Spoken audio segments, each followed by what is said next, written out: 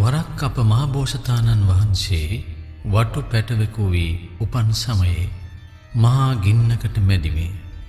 එකල්හි එම වටු පැටවා ගින්නෙන් මිදීමට බුද්ධාදී උතුමන්ගේ පිහිට බලාපොරොත්තුවෙන් සත්‍යක්‍රියා කළේය. එම සත්‍යක්‍රියාවේ බලයෙන් ගින්න අනුක්‍රමයෙන් නිවි වටු පැටවාගේ ජීවිතය නිරුපද්දත විය.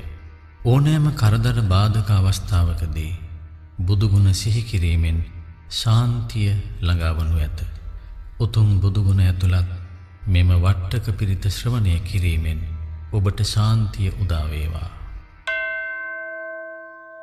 නමෝ තස්ස භගවතු අරහතු සම්මා සම්බුද්දස්ස පුරෙන්තං බෝධි සම්භාරේ නිබ්බන්තං වට්ටක ජාතියං යස්ස තේජේන දාවග්ගි මහා සත්තං විවජ්ජයින් තේරස්ස සාරිපුත්තස්ස ලෝකනාථේන භාසිතං කප්පට්ටායි මහා තේජං පරිත්තං තං බනාමහි අත්ථිලෝකේ සීල ගුණෝ සච්චං සෝචෙය්‍ය නුද්දයා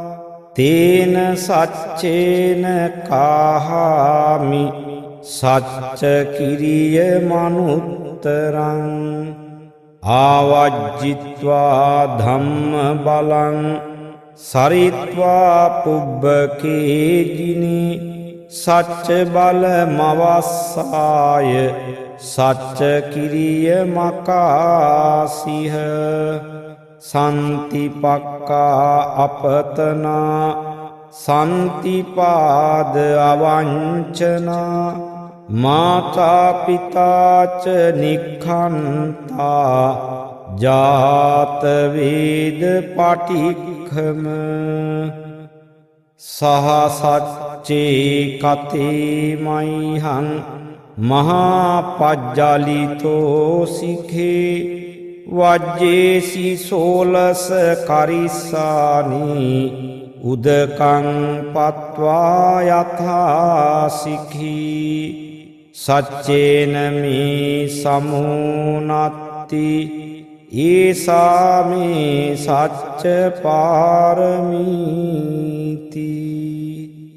ඒතේන සච්ච වජ්ජේන දුක්ඛාූප සමින්තුතේ ඒතේන සච්ච වජ්ජේන සබ්බ රෝගෝ විනස්සතු ඒතේන සච්ච වජ්ජේන හෝතු තේ ජය මංගලං